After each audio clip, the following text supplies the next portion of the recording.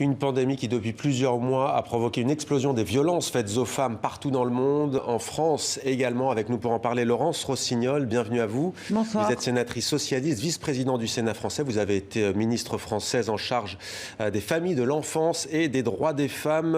Vous êtes aussi la présidente de l'association L'Assemblée des femmes. On va évoquer le sujet, mais d'abord, bien entendu, les mesures annoncées ce soir par Emmanuel Macron, plutôt leur allègement. Qu'attendez-vous de cette 8e allocution du président français ? Peut-être qu'il efface un certain nombre des allocutions précédentes, qu'il nous donne sur la suite une feuille de route claire qui permette aux Français de reprendre le contrôle de leur vie. Et ce que j'appelle le contrôle de leur vie, c'est tout à la fois reprendre de l'activité, reprendre du lien social et aussi le contrôle de la prévention. C'est-à-dire que je pense que les Français sont capables de gérer aussi la prévention sanitaire et la lutte contre la propagation du virus.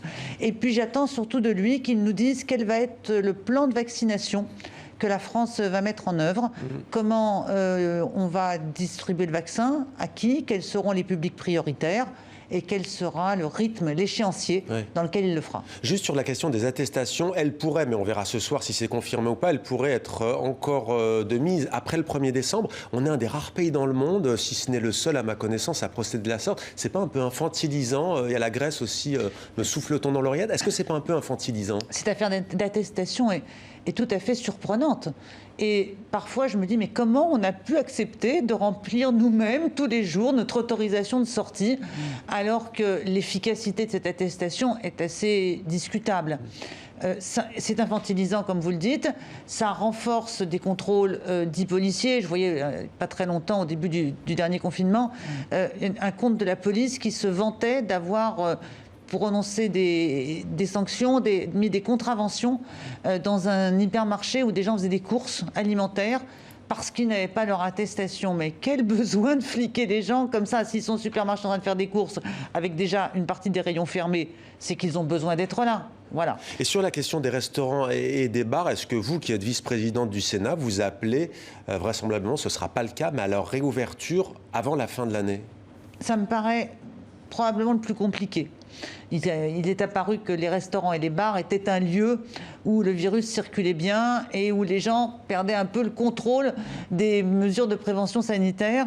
Donc j'en suis désolée pour le monde de la restauration et des bars, mais je crois qu'on ne va pas avoir les restaurants ouverts dans 48 heures.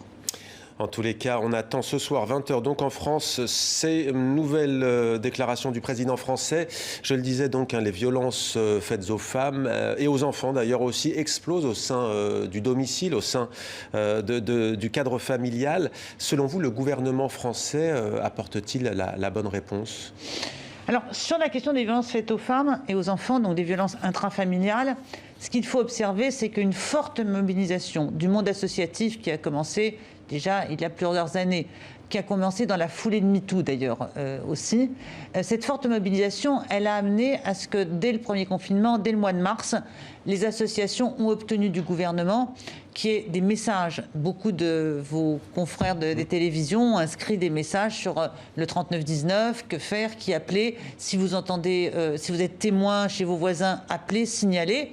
Et donc le sujet est sorti de là où il a longtemps été, c'est-à-dire en dessous de l'écran radar des préoccupations de la société et des préoccupations, y compris des pouvoirs publics. Donc, de ce point de vue-là, il y a eu une avancée due d'abord au mouvement social et ensuite le gouvernement a su la prendre et la relayer. Après, où on en est en France sur la question de la lutte contre les violences faites aux femmes, à mon sens, on n'est pas encore bien armé pour lutter contre ces violences. D'abord parce qu'il y a des problèmes de budget.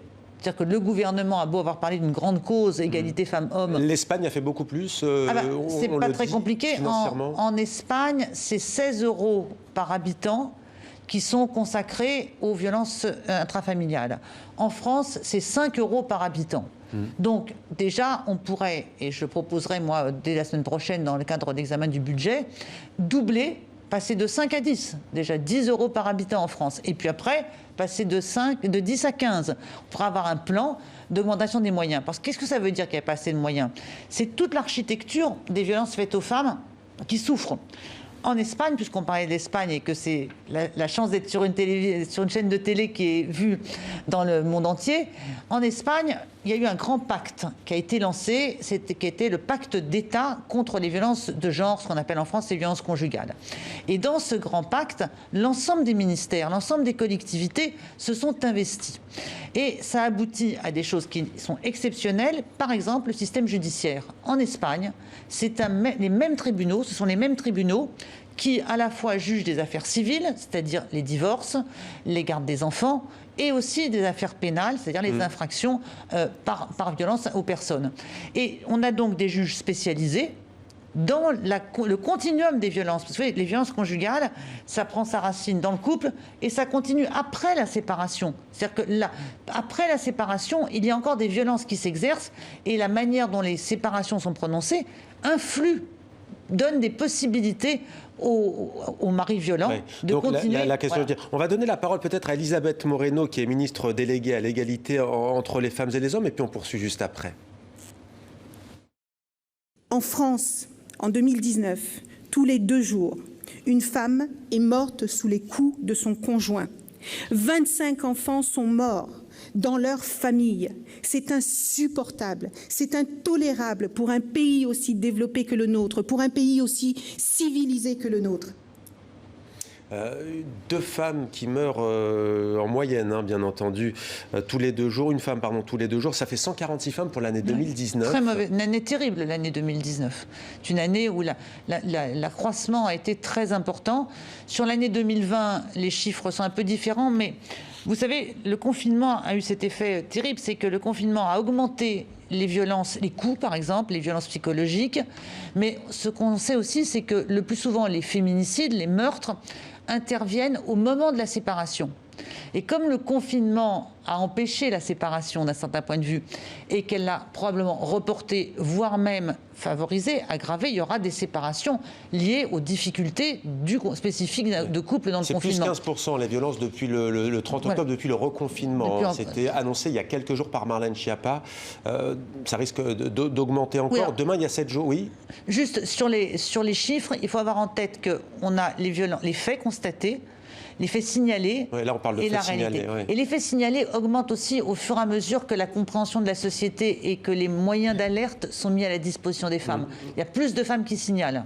Et les policiers et les gendarmes ont joué un rôle aussi pendant ce confinement et continuent de jouer un rôle donc, pour accueillir notamment ces femmes. On va peut-être maintenant passer à cette actualité brûlante en France, surtout avec ce qui s'est passé hier soir, place de la République à Paris, et l'évacuation de ces migrants qui tentaient d'installer des tentes avec l'appui des associations. Mais d'abord, cette loi dite sécurité globale, vous en pensez quoi? C'est vrai que le monde regarde quelque peu circonspect cette loi sur la sécurité. Plusieurs rédactions ont dit pas question d'accréditer nos journalistes pour couvrir des manifestations.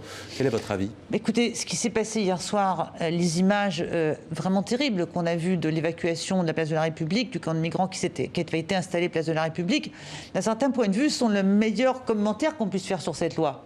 Cette loi vise à empêcher que l'on fasse circuler des images d'opérations policières de façon à ce que ça ne nuise pas aux policiers dans leur vie personnelle. On peut bien entendu comprendre qu'il faut protéger les policiers, il faut un dur métier. Mais hier soir, ce qui s'est passé place de la République, on le sait parce qu'il y a eu des images qui ont circulé. D'ailleurs, une enquête est ouverte sur le croche-pied fait par un policier. Oui, mais le ministre migrant de l'Intérieur est abominablement hypocrite.